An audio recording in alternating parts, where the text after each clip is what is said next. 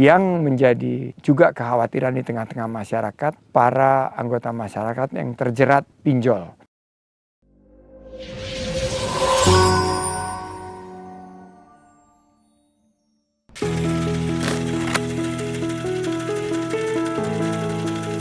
Presiden Prabowo telah menaikkan peraturan pemerintah PP nomor 47 tahun 2024. Nah, ini sangat signifikan karena ini berkaitan dengan penghapusan piutang macet kepada UMKM. Jadi kita tahu kategorisasi UMKM adalah usaha mikro, kecil, dan menengah yang berhutang kepada bank BUMN atau bank-bank yang ada di Himbara, Himpunan Bank Milik Negara, dan ini juga yang berkaitan dengan sektor pertanian, perikanan, peternakan, dan pekerbunan.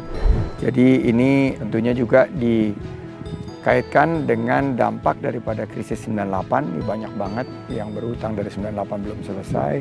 Yang kedua, global financial crisis atau krisis keuangan global tahun 2008-2009. Dan setelah itu pandemi COVID 2020 sampai 2022. Nah, kalau kita lihat ini adalah sebuah kebijakan yang 3T, tepat sasaran, karena ini UMKM yang memberikan dampak terhadap 65% ekonomi kita dan pencipta 97% lapangan kerja kita.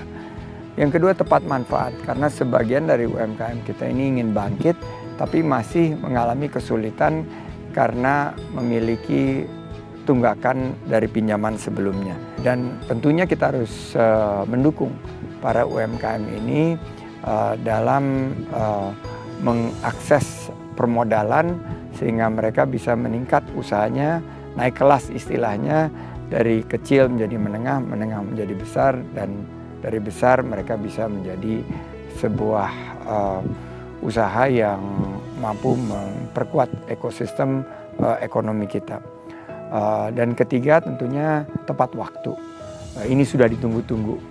Jadi Pak Prabowo berhasil menangkap aspirasi masyarakat dan menuangkan kepada sebuah kebijakan regulasi yang berpihak kepada rakyat banknya. Dan ini adalah sesuai dengan pasal 33 Undang-Undang Dasar 1945, di mana kita nggak boleh berbisnis sama rakyat. Tapi yang kita harus lakukan adalah ekonomi yang berbasis kekeluargaan dengan prinsip kebersamaan.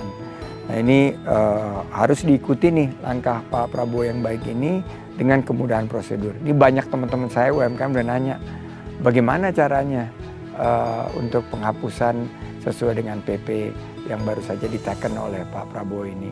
Nah, ini harus segera disampaikan kepada publik bagaimana kita bisa mengakses kebijakan ini dengan prosedur yang sesimpel mungkin.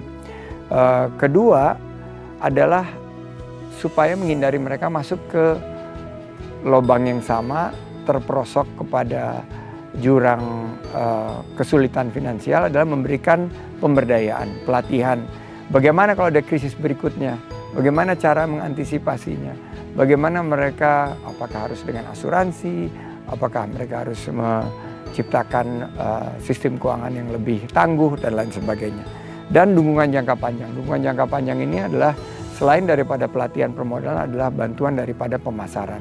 Pemasaran ini menjadi sangat kunci karena UMKM bisa memproduksi tapi sering mengalami kesulitan dalam memasarkan produk-produknya yang memang harus terus kita tingkatkan kualitasnya. Nah, yang menjadi juga kekhawatiran di tengah-tengah masyarakat, ini ada di tengah-tengah saya sendiri juga, adalah para anggota masyarakat yang terjerat pinjol, tagihan pinjol.